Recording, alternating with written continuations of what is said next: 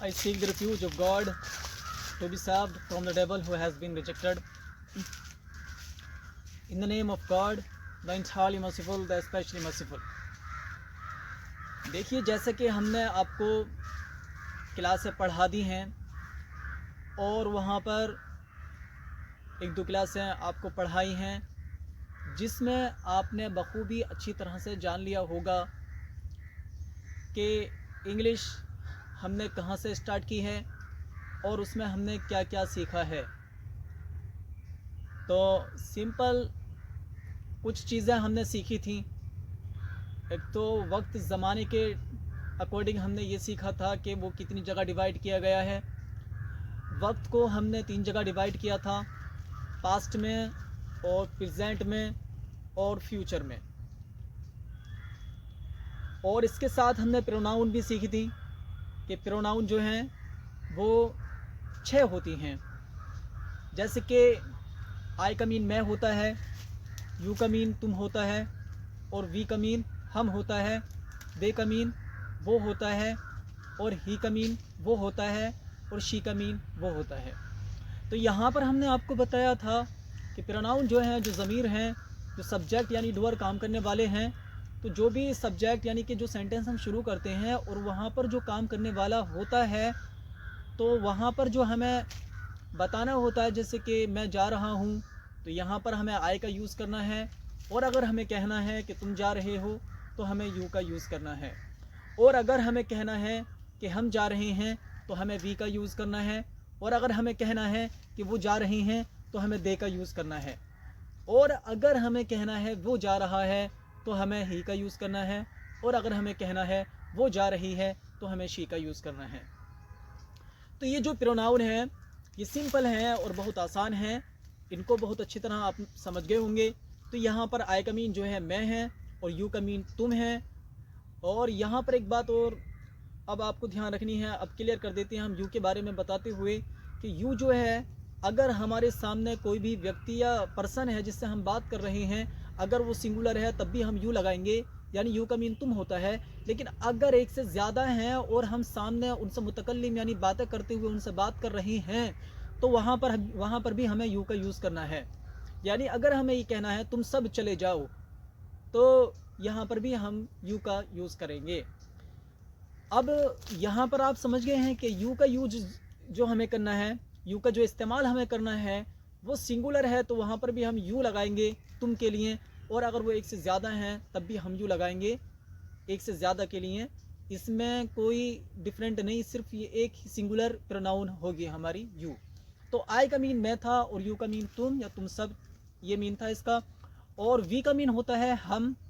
लेकिन दे, ही और शी, ये जो 3 वर्ड हैं, ये 3 प्रोनाउन जो हैं, दे और ही, शी, इन सब का मीन होगा वो, इन सब का मीन वो होगा। लेकिन यहाँ पर कुछ ध्यान रखना आपको, यहाँ पर अगर सिंगुलर मेल होगा यानी मुज़क्कर होगा, सिंगुलर अकेला कोई लड़का होगा, तो वहाँ पर हमें ही का यूज़ करना है, वो बताने के लिए, वो इशारा करने के लिए। और अगर कोई लड़की होगी और अगर वो सिंगुलर होगी तो वहाँ पर हमें शी का यूज़ करना है इशारा करने के लिए। तो यहाँ पर 2 बातें हमारी क्लियर हैं कि अगर सिंगुलर है और लड़का है तो ही लगाएंगे, और अगर सिंगुलर है और लड़की है तो हम वहाँ पर शी लगाएंगे। और अगर इनके अलावा ज़्यादा हैं, मतलब अगर हम इशारा कर रहे हैं एक से ज़्यादा के लिए और वो एक से ज़्यादा हैं, तो वहाँ पर हमें दे का यूज़ करना है। ये हमारी 6 बातें हुई। यहाँ पर हमारे प्रोनाउन 6 हुए यानी 6 हुए। तो जो हमारा पहला प्रोनाउन था वो आई था, और जो दूसरा प्रोनाउन हमारा था वो यू था, और तीसरा प्रोनाउन हमारा वी था, और चौथा प्रोनाउन हमारा यानी एक से ज़्यादा के लिए दे का यूज़ करना होता है हमें, जिसमें वो दे था।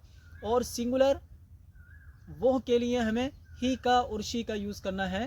तो ये सब टोटल हमारे 6 प्रोनाउन हुए जिनके बारे में हमने आपको बताया था। यह क्लास हमारी क्लियर हो गई थी। चलिए आगे जो हमने बताया था, आपको वर्ब के बारे में बताया था, और हमने आपको ये भी बताया था कि ये वर्ब की जो पूरी एक PDF लिस्ट में तैयार की गई है वो आप हमारे टेलीग्राम चैनल से डाउनलोड कर सकते हैं। अगर किसी ने इसको याद नहीं किया है और ये PDF डाउनलोड नहीं की है, तो आप जो है हमारे टेलीग्राम चैनल पर जाने के बाद वहाँ पर इसको डाउनलोड कर सकते हैं। इस PDF को डाउनलोड करने के बाद आप इसकी रिवाइज़ करो और इसको अच्छी तरह से याद करना है, तभी हमारी इंग्लिश स्पीकिंग कोर्स स्टार्ट होगा। अगर हम इसको याद नहीं करते हैं या जो कुछ हमने आपको पढ़ाया है ये आप नहीं समझ पाते हैं, इनको रिवाइज़ नहीं करते हैं, तो आगे की जो अब क्लासें आपकी स्टार्ट होंगी वो आप नहीं समझ पाएंगे। तो चलिए वही PDF उसके बारे में मैं आपको वर्ब के बारे में बता देता हूँ। वो वर्ब तो 1000 वर्ब उसमें है PDF में, लेकिन यहाँ पर हम जो आपकी प्रैक्टिस कराएंगे फ़िलहाल, तो वहाँ पर हम 10 वर्ब की प्रैक्टिस करा देते हैं। शुरुआत के जो 10 वर्ब हैं हमारे, उसकी हम आपको प्रैक्टिस करा देते हैं। तो चलिए हम उनकी रिवाइज़ कर लेते हैं और 10 जो हमारे वर्ब हैं वो मैं आपको बता देता हूँ। तो पहला जो हमारा वर्ब है वो अबाइड है, ABIDE, अबाइड। अबाइड का मीन होता है रहना, और इसका मीन बर्दाश्त करना भी होता है, बर्दाश्त करना और रहना, अबाइड, ABIDE, अबाइड। यहाँ पर हम एक बात क्लियर करते हुए चलें कि हमने आपको पहले ही बताया था कि जो वर्ब होती हैं उनको 3 जगह डिवाइड किया जाएगा, यानी हर एक वर्ब को जो है हमें 3 जगह फॉर्मेशन करनी है, यानी फर्स्ट वर्ब, सेकंड वर्ब और थर्ड वर्ब, यानी फेल को हमें 3 जगह डिवाइड करना है। तो यहाँ पर जो फेल है हमारा वो अबाइड है, और अबाइड का मीन होता है बर्दाश्त करना, रहना। तो यहाँ पर जो इसकी सेकंड फॉर्म होगी, यानी कि ये जो है अबाइड, ये फर्स्ट वर्ब है, अबाइड रहना, इसकी सेकंड वर्ब यानी सेकंड फॉर्म क्या होगी, वो है अबोर्ड। तो पहली वर्ब हमारी अबाइड की अबाइड है, ABIDE, अबाइड, इसकी सेकंड फॉर्म है अबोर्ड, और इसकी थर्ड फॉर्म भी अबोर्ड है। यानी पहली जो हमारी फॉर्म है वो अबाइड है, और इसकी जो सेकंड फॉर्म है वो भी अबाइड है, वो सेकंड फॉर्म जो है वो अबोर्ड है। पहली फॉर्म हमारी अबाइड है, सेकंड फॉर्म अबोर्ड है, और थर्ड फॉर्म भी अबोर्ड है। यानी पहली फॉर्म इसकी अलग है और सेकंड फॉर्म थर्ड फॉर्म बिल्कुल सेम है। अच्छा, यहाँ पर हम आपको बता दें कि ING वाली अगर फॉर्म हमें लगानी है तो वहाँ पर हमें फर्स्ट फॉर्म के आखिर में जो है ING यूज़ कर लेना है। फर्स्ट फॉर्म के आखिर में अगर हम ING लगाएंगे तो वो अबाइडिंग हो जाएगा। यानी अबाइड जो है हमारी फर्स्ट फॉर्म है। अबाइड का मीन क्या बताया है, वो रहना होता है और बर्दाश्त करना होता है, अबाइड। तो इसमें हम ING लगाएंगे तो ये क्या बन जाएगा, ये अबाइडिंग हो जाएगा। अगर ING वाली फॉर्म हम इसमें लगा करके देखते हैं कि ये इसके फॉर्मेशन कितनी हुई है, यानी कितनी वर्ब हैं, तो फोर्थ वर्ब हो जाती है। मतलब एक वर्ब को 4 जगह डिवाइड कर दिया जाता है। और अगर हम ING वाली फॉर्म को नहीं मानते हैं, क्योंकि ये आसान तरीका होता है, तो 3 जगह ये फॉर्म आपको मिल जाती है। और जो हमारी PDF है यहाँ पर भी आपको 3 जगह फॉर्म मिलेंगी। मतलब फोर्थ फॉर्म बनाने के लिए आपको खुद फर्स्ट फॉर्म के आखिर में ING का यूज़ करना है। तो अबाइड का मीन रहना, बर्दाश्त करना है। इसकी सेकंड वर्ब जो है वो अबोर्ड है, और इसकी थर्ड वर्ब भी अबोर्ड है। तो ये जो है अभी जो हमने बात की है ये हमारी वर्ब की मतलब पहली वर्ब हो गई है। अब हम दूसरे वर्ब के बारे में बातें करते हैं।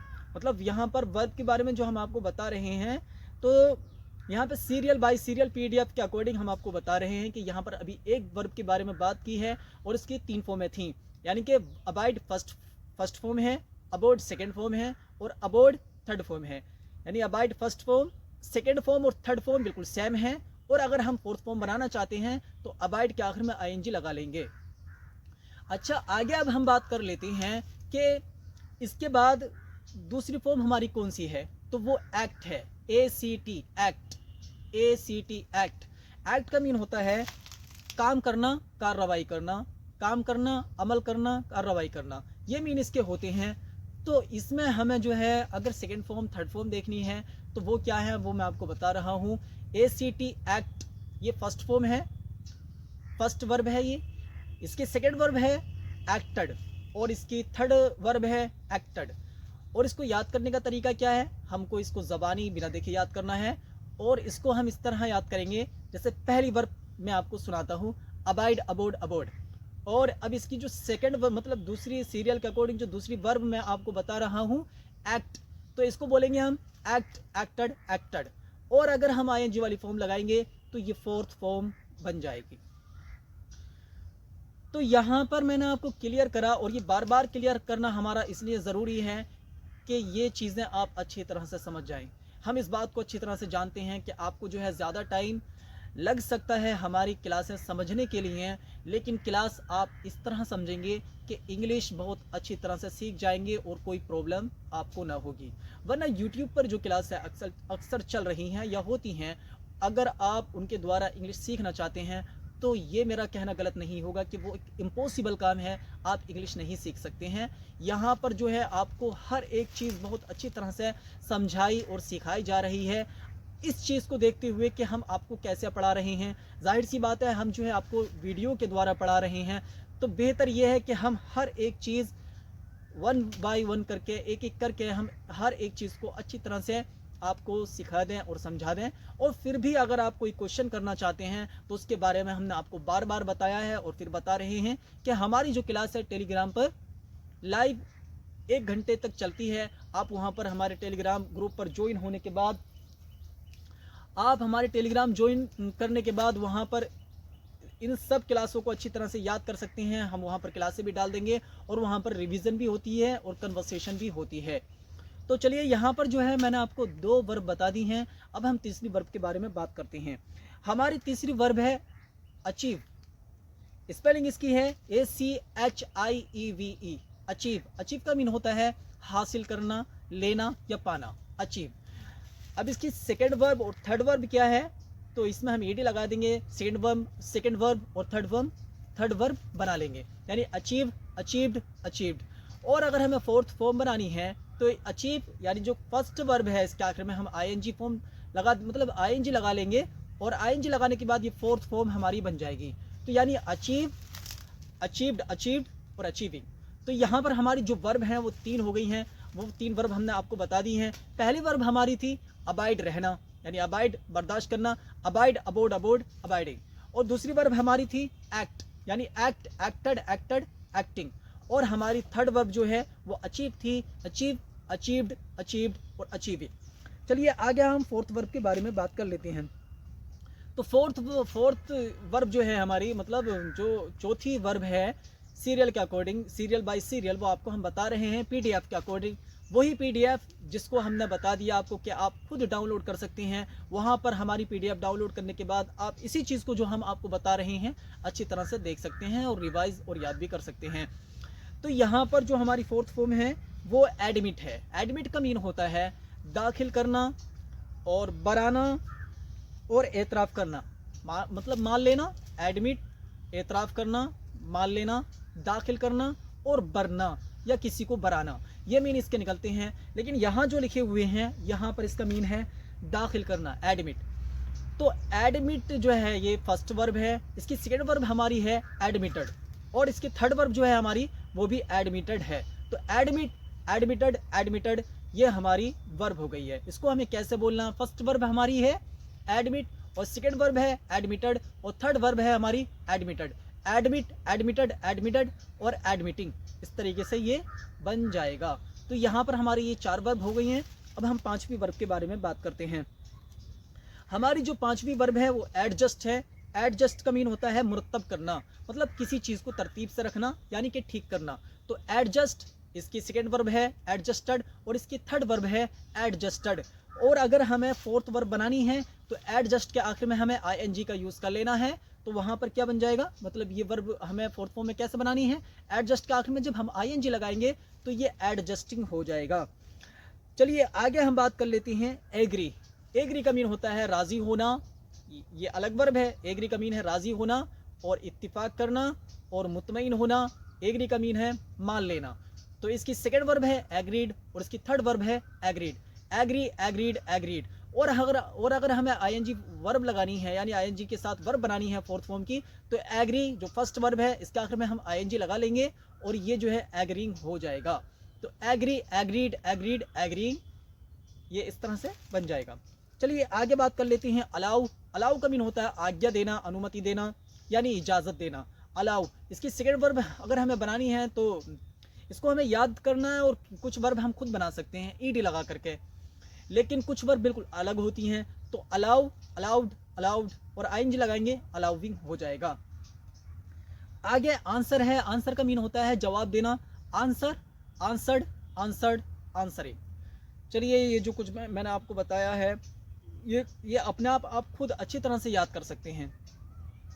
ये जो PDF है हमारी टेलीग्राम से डाउनलोड करने के बाद आप इन सबको अच्छी तरह से याद कर लें, क्योंकि इंग्लिश की जो आगे क्लासेस हमारी स्टार्ट होंगी, जो हम सेंटेंस बनाना सीखेंगे, तो वहाँ पर इन वर्ब के अकॉर्डिंग ही हम बोल सकते हैं। लेकिन शुरुआत में आपको जो है कम से कम ना है तो 100 वर्ब याद कर लेनी है। मैं ये नहीं कहता कि शुरू में आप सब वर्ब याद कर लें एक साथ और फिर इसके बाद क्लास से आगे चलेंगे, लेकिन फ़िलहाल शुरू में आपको जो है 100 वर्ब याद कर लेनी है, ताकि आपको इंग्लिश सीखने में आगे आसानी हो और कोई प्रॉब्लम आपको ना हो।